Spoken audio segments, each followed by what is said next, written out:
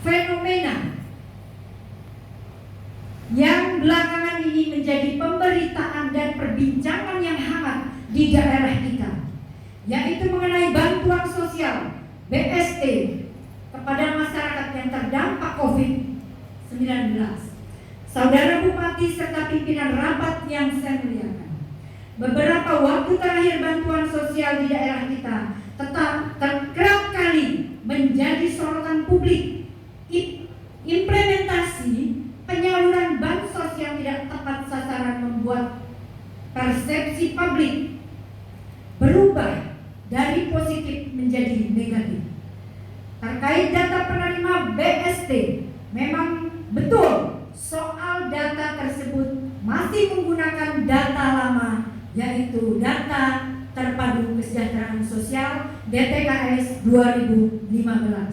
Akan tetapi kota data penerima bantuan sosial tunai dari Kementerian Sosial yang sebanyak 12.984 penerima sampai saat itu baru ada 8.000 data penerima yang terinput. Itu berarti masih tersisa sekitar 4.000-an penerima. Maka terjadilah pada waktu itu penambahan data. Untuk penambahan data, sehingga penerima bantuan sosial dikirim kembali oleh operator desa ke kecamatan, dan dari kecamatan koordinasi dengan dinas sosial kabupaten, kemudian dikirim langsung ke Kemensos. Jadi penerima bantuan sosial ini tidak semua memakai data lama. Dengan adanya penambahan data BST, banyak masyarakat di daerah mengeluhkan bahwa BST tersebut tidak tepat sasaran dan cenderung mengandung unsur nepotisme dan manipulasi data. Salah satu contoh kami kutip dari laman Radar Kota Bumi pada tanggal 15 Juni 2020 dengan judul "Warga Keluhkan Penyaluran BST". Disebutkan penyaluran bantuan sosial tunai atau BST di Desa Tanjung Raja, Kecamatan Tanjung Raja, Lampung Utara. Dikeluhkan warga, pasalnya penyaluran BST dinilai tidak tepat sasaran. Warga yang mampu, warga yang hidup dalam garis kemiskinan banyak yang tidak mendapatkan BST. Sementara warga yang mampu yang tidak masuk DTKS pun mendapatkan BST. Bahkan ada di antara merupakan tokoh dan masuk dalam kategori orang kaya. Orang kayanya ini orang kaya yang lama, bukan orang kaya baru ya.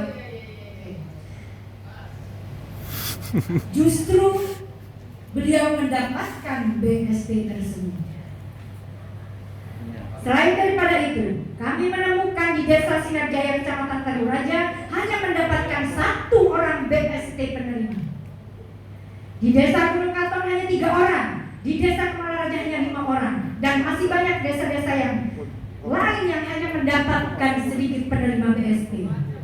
Padahal perekonomian masyarakat itu lebih rendah dibanding dengan perekonomian di desa induk.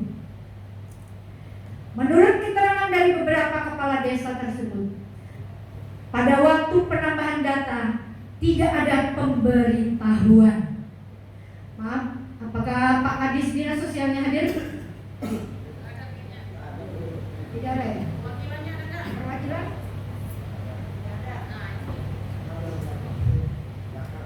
Ya. Pada waktu penambahan data tidak ada pemberitahuan, dan ada juga menurut keterangan kepala desa mereka tidak akrab dengan dinas sosial. Selain itu ditemukan pula di data penerima BST nama tidak sesuai dengan KTP. Begitu juga dengan NIK KTP. Ada yang berasal dari Kabupaten Pematang Siantar, Provinsi Sumatera Utara, dan ada pula yang berasal dari Kabupaten Lahat, Provinsi Sumatera Selatan. Atas keluhan tersebut, pada saat sidang komisi DPRD Kabupaten Lampung Utara pada 25 Juni 2020 mendapatkan pengakuan dari Ketua Badan Permusyawaratan Desa PBD Tanjung Raja yang menyatakan bahwa dia turut mendapatkan bantuan sosial tersebut. Kemudian daripada itu, saudara PLT Bupati serta pimpinan rapat yang saya muliakan, bahwa penyaluran BST tersebut didistribusikan melalui pihak PT Pos sesuai tugas dan fungsi kami, yaitu sebagai pengawasan, sebagai alat untuk mengukur kualitas kerja dalam pengelolaan keuangan negara, dan kami berhak menanyakan data BST tersebut yang didistribusikan oleh pihak PT Pos. Akan tetapi pihak PT Pos sangat merahasiakan daftar penerima bantuan sosial tersebut. Ada apa ini antara pihak Pos dengan dinas terkait yang seharusnya mengedepankan transparansi dan akuntabilitas sesuai dengan surat edaran KPK nomor 11 tahun 2020 poin keempat, bahwa pemerintah atau lembaga dan pemerintah daerah harus mengedepankan transparansi dan akuntabilitas dalam pemberian bantuan sosial dalam bentuk menjamin keterbukaan akses terhadap data penerimaan bantuan sosial. Transparansi dan akuntabilitas merupakan dua kata yang mudah diungkapkan, akan tetapi sulit untuk diimplementasikan.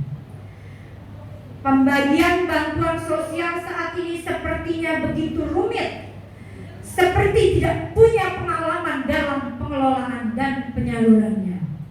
Mungkin pihak kantor pos mempunyai pertimbangan lain terkait MOU sehingga terkesan tergopoh-gopoh, rumit, dan banyak terjadi kekacauan di beberapa titik lokasi pembagian. Untuk itu kami minta klarifikasi dari saudara PLT Bupati atau yang mewakili ataupun SKPD yang terkait, yakni Dinas Sosial, belum lagi laporan masyarakat di daerah lainnya yang tidak terekspos oleh media.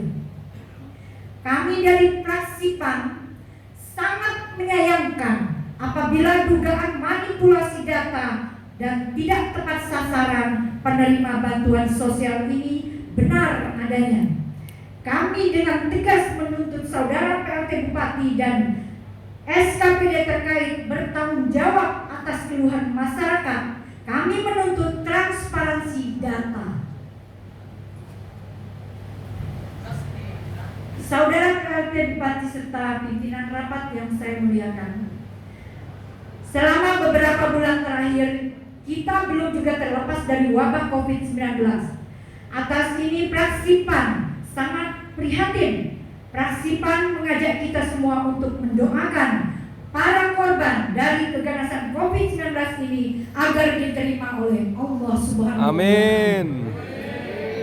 Namun yang tidak kalah penting, kami juga mengajak kita semua untuk membuka pikiran mengenai akuntabilitas anggaran penanganan COVID-19 di Lampung Utara ini. Berbagai keluhan dari masyarakat sudah kami dengarkan setiap kali kami turun di daerah. Hampir seluruh SKPD terpotong anggarannya untuk penanganan COVID-19 ini. Oleh karena itu, sudah sewajarnya kami mewakili rakyat meminta keterbukaan penggunaan anggaran. Terlebih lagi, ini merupakan tupoksi kami, yaitu fungsi pengawasan. Kami mengamati rekan-rekan di DPRD lain turut mendistribusikan bantuan sosial, baik itu berupa sembako atau lainnya ke daerah-daerah. Menurut pandangan kami, hal ini efektif dan baik bila dilaksanakan di daerah Kabupaten Lampung Utara, sehingga rekan-rekan anggota DPRD Lampung Utara bisa ikut mendistribusikan bantuan sosial atau sembako, sekaligus mendengarkan serta merespon aspirasi masyarakat. Oleh karena itu, kami meminta Bupati dapat mempertimbangkan dengan serius permintaan kami. Demikianlah pandangan ini kami sampaikan, semoga bermanfaat.